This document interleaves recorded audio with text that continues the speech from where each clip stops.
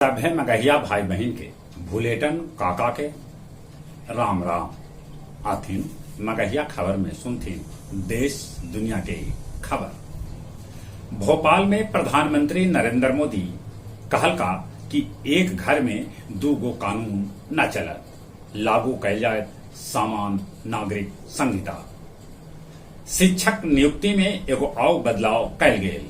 अब दूसरा राज्य के भी अभ्यर्थी बिहार में बनकर अध्यापक। आज से पटना रांची के बीच रोज चलत वंदे भारत ट्रेन। मेरा बूथ सबसे मजबूत संवाद में 75,000 बूथ पर लोग सुनलन मोदी के संवाद। मणिपुर में काम न तब पैसा न के नियम लागू कैल जाए। कल से चातुर्मास शुरू, 5 महीना तक न बजत शहनाई।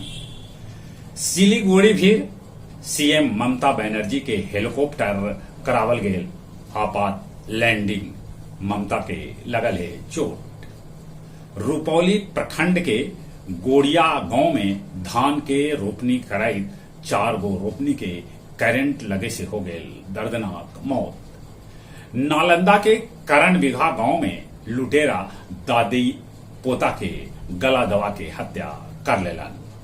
छापेमारी से बचे लेल कोइलवर में एगो ट्रक चालक सोन नदी में कूद गेल, जगह से हो गेल ओकर मौत। रूस के दुश्मन के इशारा पर विद्रोह होल असफल, ये बात कहलन रूसी राष्ट्रपति पुतिन। चीन के सिचुआन प्रांत में होल भूस्खलन में 4 आदमी के मौत के खबर त 900 आदमी के बचावल गेल।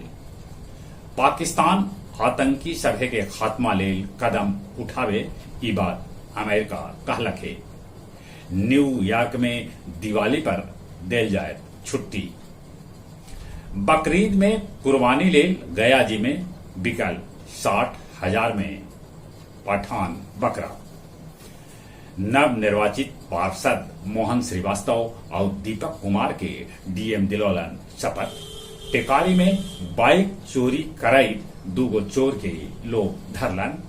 इमामगंज में 15 दिन के अंदर 3 गो नव विवाहिता के कर दिल गेल हत्या। अब कुछ खेल के समाचार।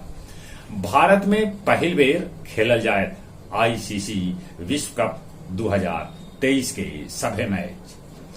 एशेज टेस्ट के दोसरका टेस्ट मैच आज से इंग्लैंड और ऑस्ट्रेलिया के बीच खेला जाए। पहल का टेस्ट ड्रा हो गया। सैफ चैंपियनशिप में आत्मघाती गोल के चलते भारत कुवैत के बीच मैच 1-1 के बराबरी पर छूटल। लगतरिये 100 टेस्ट खेले वाला पहल गेंदबाज बनतन ऑस्ट्रेलिया के लियोन। चलित एक बार फिर से अपने सभी के भुलेटन काका के राम राम।